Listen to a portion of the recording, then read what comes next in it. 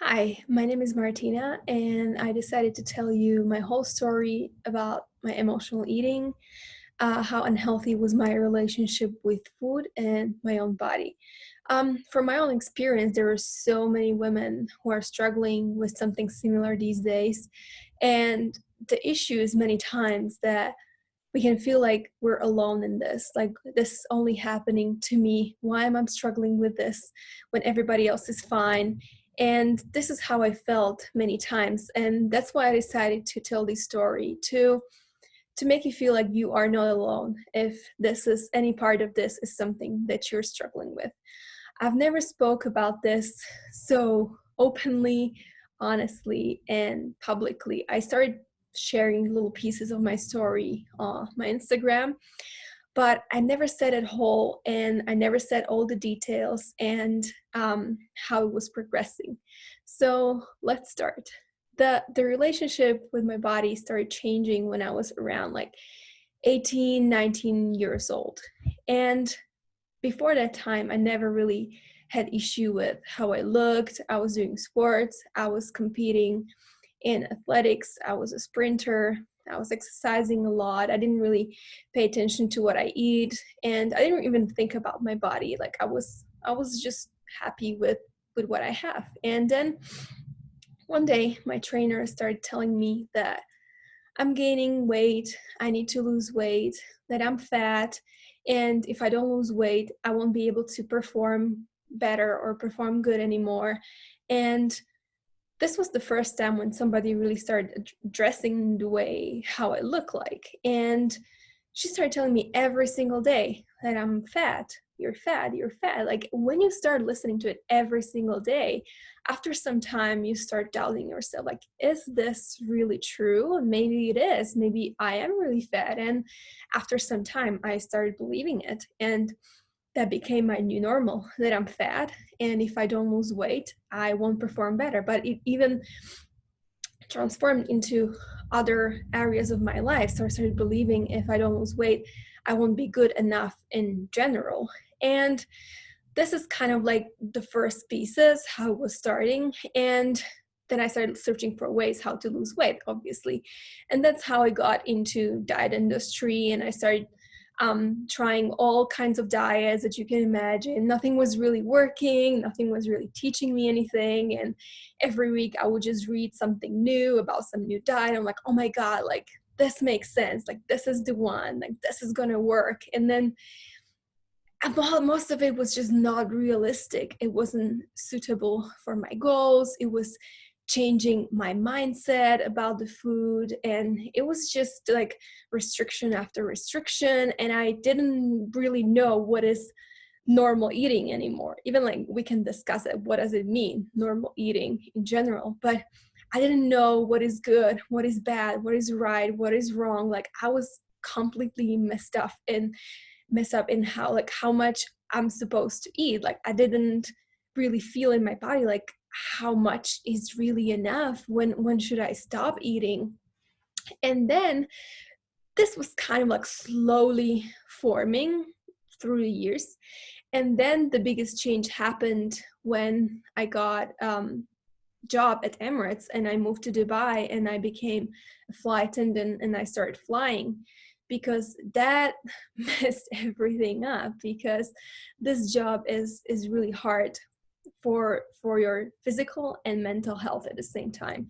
Like not sleeping, all their like circadian rhythms are out of sync. You can't sleep when you're tired, and it's just like so many times I was awake for 30 hours and more multiple times a week, traveling through all kinds of different time zones. It wasn't like doing short flights within the same time zone. Like most of the flights were long distance, which were like to totally different country, totally different time zone. And the body clock was totally out of sync. And even to that, I was suffering from insomnia. So even when I was able to sleep, I couldn't sleep.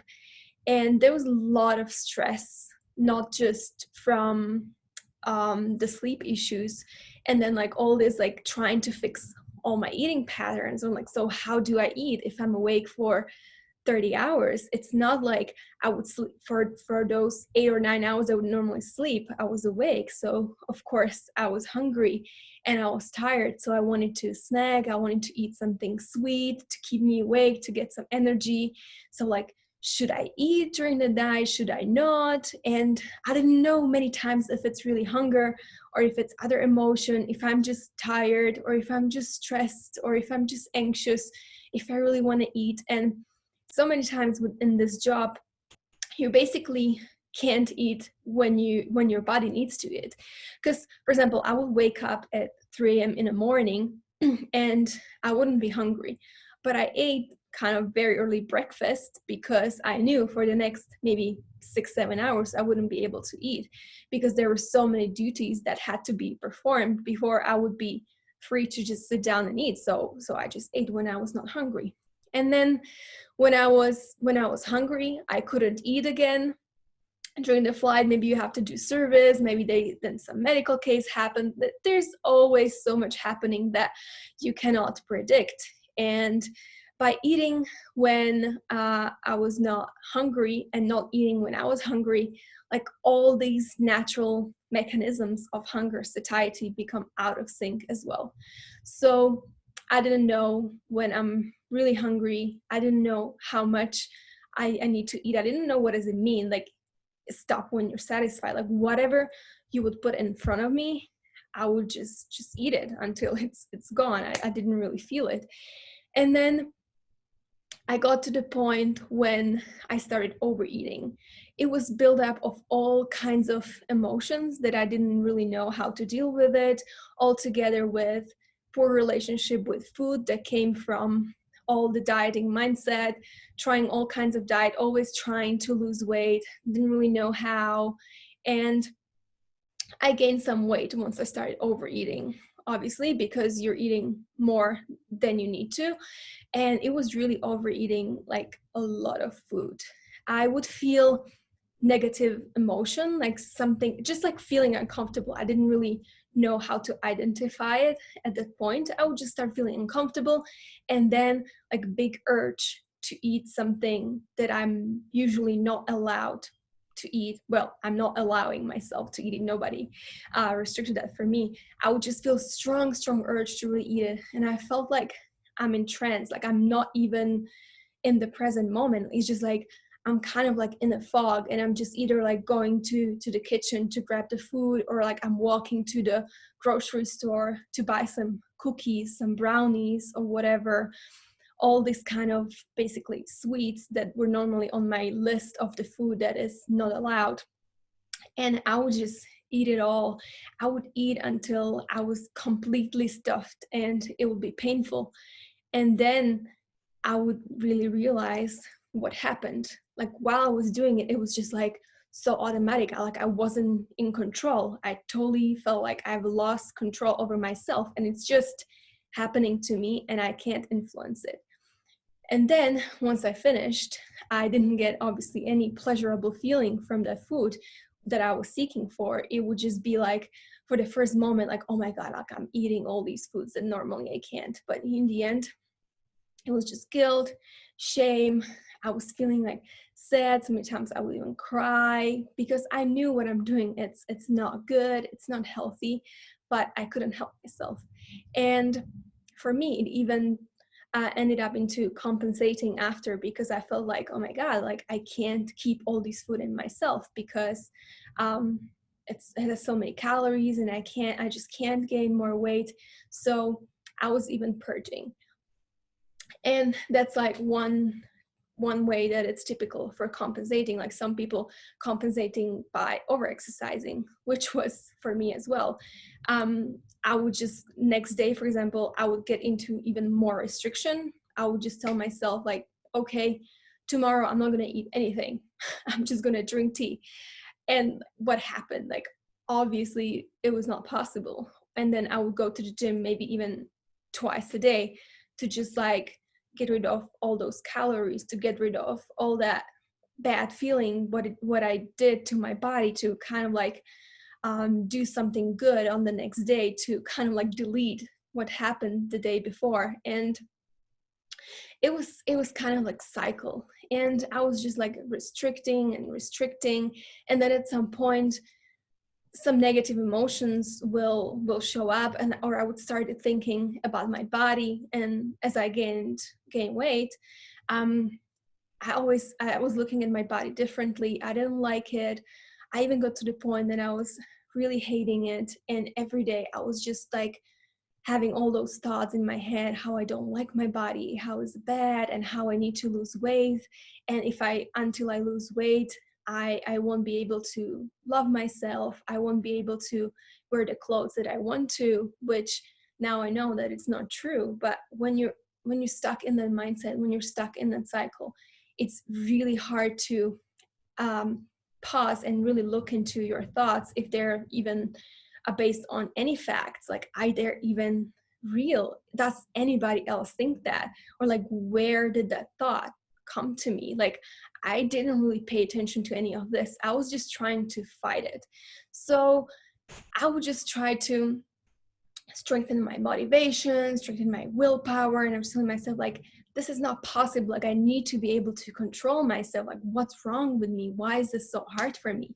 And I would just go into even more and more strict diets, and basically trying to fight with emotional eating or any kind of disordered eating with dieting. It's not going to work. You're basically fighting with your own body while you're not looking at the cause at all.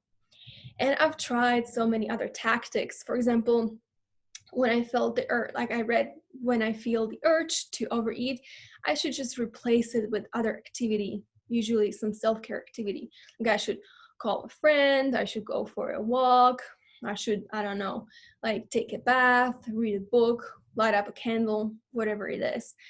But this wasn't really any long-term strategy, because I wasn't even getting into what is causing me to overeat.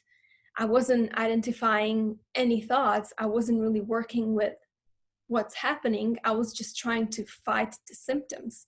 And if you just replace it with some other activity, it will come back. And then what you're going to do, you're just going to keep replacing it. And the thought or the emotion is just going to keep growing and growing. And it's just going to be harder and harder to handle it. And one day you're just not going to be able to handle it with any activity. And maybe even like when you come back from a walk, it doesn't mean that it won't be there again. So like, what, you're going to be walking for the next 24 hours? It's not a long-term solution. Like, it's all just a quick fixes and just fighting with the result. Because all, like, every overeating starts with certain thought that is causing a certain emotion. And the problem is not even the negative emotion itself. The problem is that we don't know how to deal with an emotion, and we're just using a path that is familiar to us. And that, for example, we have certain foods connected with pleasurable feelings, and that's why we're choosing to overeat with foods that usually are the ones that we don't allow ourselves to eat. It's usually something sweet, or something like pizza, I don't know, like chips, some foods that have like high on sugar, high on fat, that we normally don't eat because we're afraid that we're gonna gain weight, or it's just like not, we consider it as like totally unhealthy and I can never eat this. And we have them connected with pleasurable feelings, and that's why we're choosing this path, because we don't want that negative emotion. So we choose a path that seems logical to us, that I'll just replace it with something that will give me pleasurable feeling. But then again, it's reacting with the emotion. It's not addressing it, it's not acknowledging it, it's not analyzing it, it's not working with it in any way. So that is not a long-term solution either, obviously. And then I started getting into meditation, exploring mindfulness, and really reading about thoughts and experiencing Reiki and energy healing and all these kind of alternative approaches. And then I started tracking. So when is really this overeating for me happening? Like, where am I? What am I thinking? What am I doing at that moment? And what am I feeling? What am I expecting from that food to give me in this moment? And like, if I can have anything in this moment, what would that be? And is this something that the food can bring me? And after few events, I started seeing patterns. I started seeing that it is happening in specific situations when I'm feeling specific way, thinking specific things. And suddenly it became more clear. It is not that I'm not strong enough. It is not about my willpower. It's just about these thoughts that are not either serving me and are not productive and that are just my own opinions that I'm telling myself, and they're causing me these negative emotions, or those are thoughts that are based on real facts on what is really happening, but I'm just unable to deal with it. And now, why is this? Why this can happen to some people, that we are unable to deal with our emotions? It can even come from childhood, because we've been told our whole life that negative emotions are something that we should avoid. We don't want them. There's something bad. And we kind of like monsterize it, that it's something that you don't want to experience it because it's going to be very bad, and it's becoming something scary. And like we've been told so many times as well that we shouldn't show any kind of negative emotions, like even when you're feeling down, even if you're feeling sad or stressed or whatever, you should just pretend that everything's fine. Like you should just be happy and just smile. And this all leads to that we believe that we can't experience emotions. It's going to be so painful, and we're basically not afraid of of the emotion itself. We are afraid of how we're going to feel. How's it going to feel when I'm going to experience my emotion? And it is actually possible to just sit with an emotion and experience it. You can just sit with it and acknowledge that it is happening, and this is what I'm feeling. This is why I'm feeling it, and either rationalize it, that is this something that it's really true? Is it based on any facts? Or is it something that is just my opinion, that I created this thought that I keep telling myself, and it's just automatically playing in my head and it's affecting how I feel? And then you are able to just sit with that emotion and look at it as like from a perspective of someone else. And I really like this example, that you can imagine that emotions are like waves in the ocean or in the sea. So if you're standing in a sea and there is a big wave that it's coming and it looks very scary, like you're looking at it and you're afraid, like you want to leave, you don't want to experience it, you don't know what's going to happen, and you're afraid, like what is it going to do to you? And then suddenly the waves disappears and there is nothing from the wave left. It's just like becomes very small and disappears. And this is a very natural process. If you imagine, there are always some waves in the ocean and the sea, and they just come and go. And if you're able to just let it go, just sit with it, acknowledge it, that like I'm feeling sad and I'm feeling sad because of this. And it's normal feeling, it's normal reaction to the situation.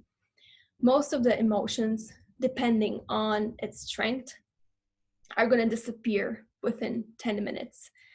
And actually, it is not that scary. It's not that bad at all as we imagine how it is to experience the emotion.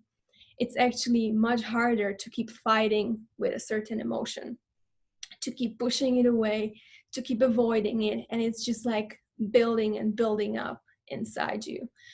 So this was basically the key thing that I discovered, that I was all the time looking at wrong things. I wasn't really looking inside me what's happening. I was just trying to fight with it. I was just trying to fix my reaction, but I wasn't paying attention to what I think, to what I feel. And that's why it's all happening, and that it's all connected with the dieting mindset, the relationship with food, how I was categorizing food into good foods and bad foods. And anytime I would eat something that is categorized for me as bad, I would feel bad. And then that negative emotion would start another actions that wouldn't support my goals, as I would just keep eating more and more because I ate something bad. I started feeling bad. I didn't know how to deal with it. So I just grabbed more food, which is, it totally doesn't make sense. But it's almost like I was on autopilot and these things were happening and I was unable to really do anything about it.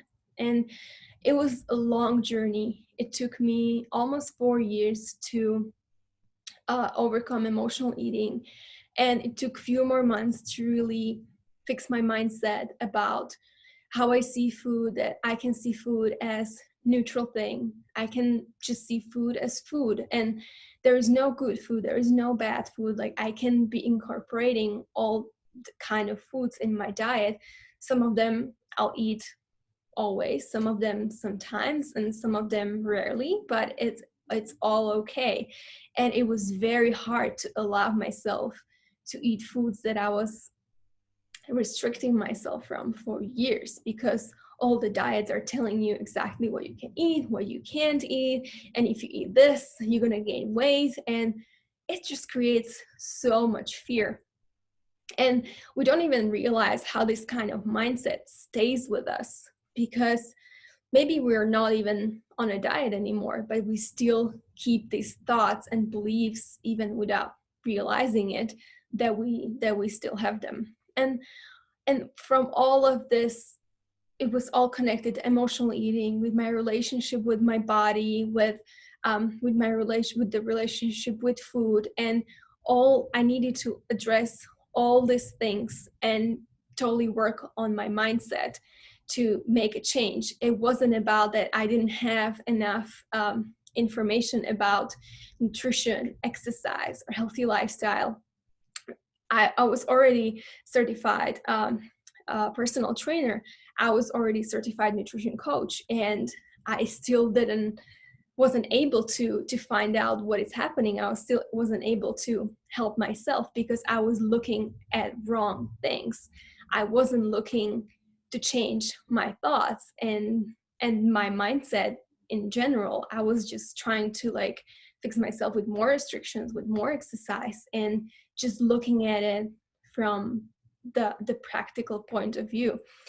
And even from my experience already now, most of the women are already experts in nutrition and exercise and healthy lifestyle. So it's not about that we don't have the education, we don't have the information. Sometimes we're just not looking at the right things, or there's just like one little thing that we need to start exploring. Like, we need one little impulse where to really start and where to start looking to be able to help ourselves. But it is very hard to do it on your own. I did it all on my own, which now I think it's a very big mistake. And if I can go back in time, I would definitely seek for help. I felt like, as I already said before, that I'm alone in this. Nobody is struggling with this. I didn't even come to like across any blogs or any websites really that would be talking about this, or I didn't even really know like where should I go, like who should I ask for help. And I was ashamed to talk about it. It was something that it was even hard for me to acknowledge with myself, that I actually have a problem and I need help. I didn't really tell anyone, and there are so many people in my life that still have no idea that this was ever happening to me. So it's really hard. And finally now I got to the point that I'm okay talking about it.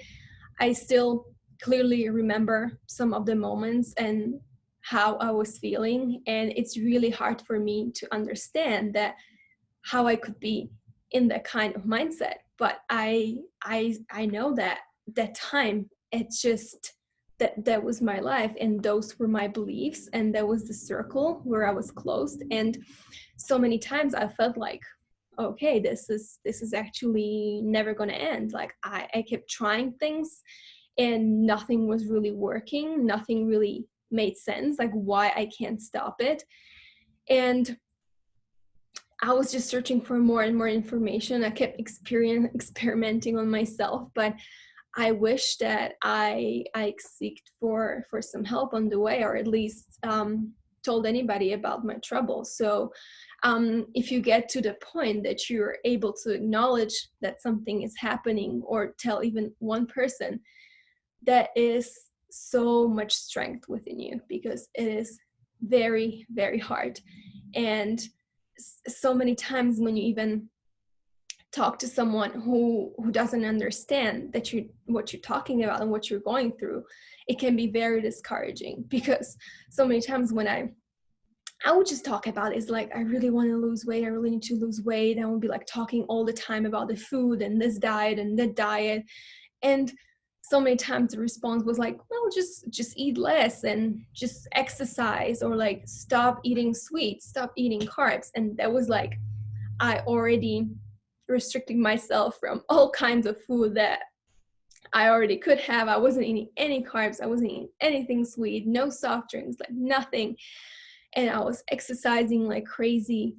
And but those people didn't know what is really happening inside me, and that this is not just a problem that I don't know what is healthy lifestyle, or I don't know that if I'm in calorie deficit I lose weight, or if I like uh, change my intake, my body is going to change. It's much more complex, and it's really hard to for anybody who didn't go through that to understand in what kind of thinking you are in the moment. And maybe sometimes people don't even take it seriously, because it's like everybody wants to lose weight, like of course, or like they would just say like, no, you look great, like what are you talking about?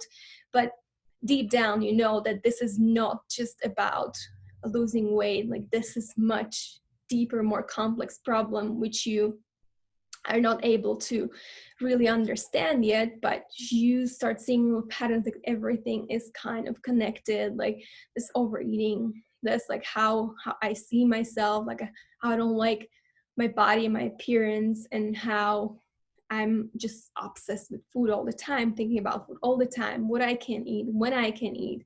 Like you realize that this is a bigger problem. And this is why I decided that this is going to be my mission to help women who are struggling with similar issues, or going through something similar. Because maybe it was my problem that I wasn't searching enough, but I really wish that there was someone that time talking about same things, and I would be like, oh my God, like this is exactly, or this is something similar that I'm going through. And there is actually a way how to work with that, that is not restricting more, exercising more diets, or just trying to replace it with something else. And it's very important to acknowledge it with yourself, and find someone to talk to, and find some help. And doesn't have to be coach, it can be any kind of professional. But it is important to start doing something once you realize that this is a problem, and I can't do it on my own, which is fine. It's okay. It's so much strength, as I already said, to be able to ask for help.